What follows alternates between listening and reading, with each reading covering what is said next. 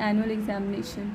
Half early अगर mid में syllabus जो हमारा 12th मंथ का जो होता है एक सेशन, वो 5 to 6 मंथ्स के बाद जो फर्स्ट एग्ज़ाम हो रहा है दैट इज़ हाफ ईयरली, और फिर सेकेंड हाफ में जो होता है that is annual examination. Annual examination में हो सकता है कि वो 6 मंथ्स का भी आ सकता है सिलेबस, या फिर पूरे साल से भी वो पूछ सकते हैं।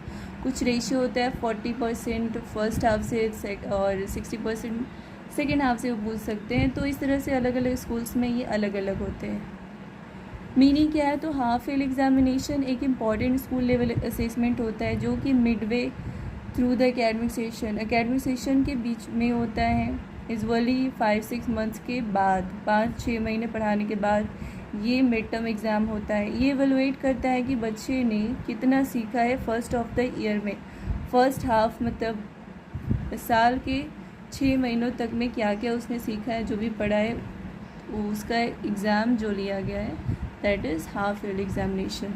ये हाफ ईयर एग्ज़ाम एक फॉर्मल टेस्ट होता है जो कि स्कूल में कंडक्ट कराते हैं ताकि स्टूडेंट्स की अंडरस्टैंडिंग को, किसी भी सब्जेक्ट की अंडरस्टैंडिंग को समझा जा सके जो कि उन्होंने पढ़ा, जिनको पढ़ाया गया है from the beginning of the academic year to the mid term. मतलब सेशन स्टार्ट होने के बाद से वो 6 महीने तक मिड टर्म तक क्या क्या पढ़ चुके हैं और कितना उन्होंने समझा है, उसको टेस्ट करने का एक ये तरीका है। और ये एग्ज़ाम क्या होता है, ऑब्जेक्टिव नहीं होता है, ये फुली सब्जेक्टिव एग्ज़ाम्स होते हैं।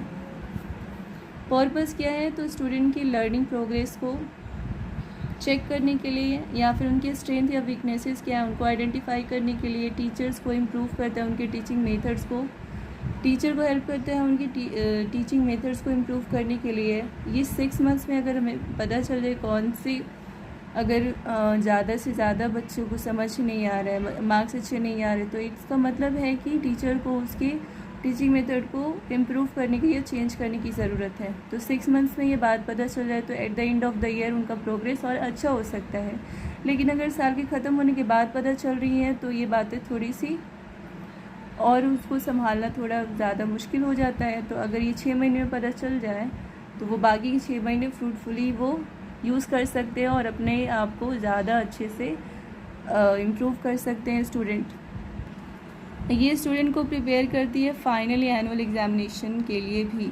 अगर फर्स्ट हाफ में इनका आधा सिलेबस हो जाता है, फिर सेकेंड हाफ में इनका आधा सिलेबस होता है, तो ये एक तरीके से उनको एनुअल एग्ज़ामिनेशन के लिए अच्छे से प्रिपेयर भी कर देती है।